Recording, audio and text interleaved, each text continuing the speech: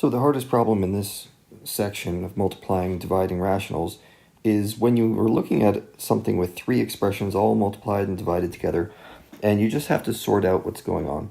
And sometimes you even have non-monic polynomials to factor. That's a polynomial when the number in front of the phi squared or the x squared is an obnoxious number that's not just one, so it makes the factoring a little harder.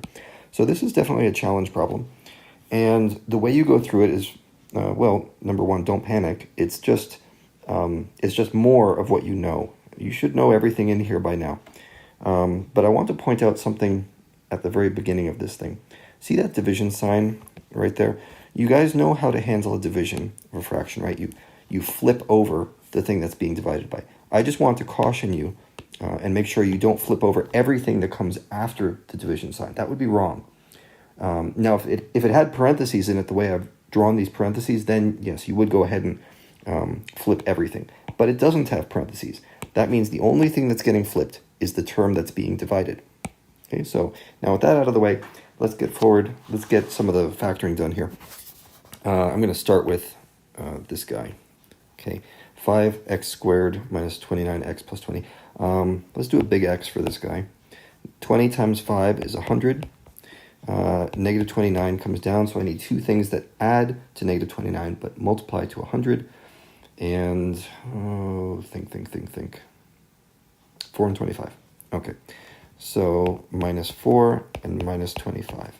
So now we write that as, not x. We're going to write this as 5 minus 4 over the first term of 5 and 5 minus 29 of the first term. I'm sorry, not 29, it's 25. 25 over 5. And if you're not seeing where these numbers are coming from, I'll just do a little quick reminder. And by the way, if you're comfortable with your factoring, then you can probably skip all of this. I'm just going over these in case you are not comfortable with your factoring. Okay, so the 4 goes over here, the 25 goes over here, and now we need to simplify these fractions. In the case of the one on the right, that's just 5 minus 5, or rearrange them so there's no denominator by bringing the denominator over here. Remember, this is the factoring trick we learned back in polynomials. So this is the factored form of that top left. And the only other thing in here I don't think I can do in my head is, let's see, right here, this one. Okay, so that is another difficult to factor one. We're going to make another big X for that. And 5 times 4 is 20. The middle term is negative 9. I'm going to find some things that add to negative 9 but multiply to negative 20. It's negative 4 and 5. So this is going to turn into what? We've got 5 minus something, 5 minus something, and the somethings are those side terms. So it's 4 over 5 and 5 over 5. And rewriting that the same way we did in the first one, this becomes 5 minus 4 and 5 minus 1. And I think you'll find that if you multiply these together, right here and right here, you will find the original polynomials from the top of those fractions. Okay, so let's take those and start rewriting everything back again in factored form, because we need factored form before we can proceed with this.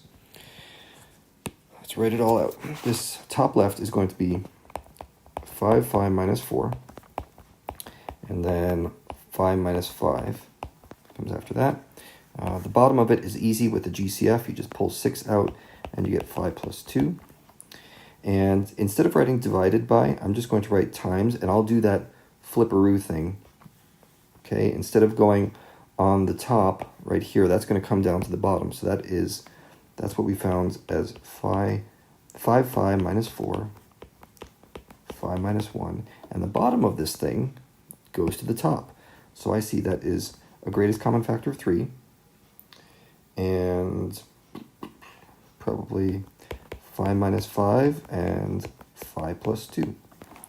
Okay, and next we have one more multiplier over here, but this is easy. It's just a factor of 10 phi as my GCF, and what's left inside is phi minus 1. there. And on the bottom, we're almost there, folks. Phi minus 5 and phi minus 2.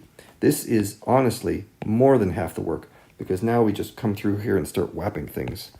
Whap, whap. We're looking for common multiples or common factors, and I'll just keep using the same color every time I cross something out so you can see where all these pairs come from. There's one, x plus 2, and what else do I have? This is an interesting one. See that number 6, lower left, over here? 6 cancels out with 3 to leave a 2 behind, and then the number 2 cancels out with 10 to leave a 5 behind. Okay, so now, oh, you know what? There's still one more thing. Am I running out of colors here? Let's use this one. Phi minus 1. There's a factor. So, gosh, almost everything's crossed out. What's left here? Let's write the total.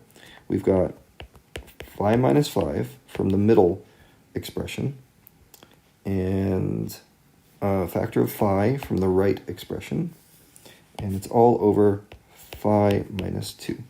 Okay?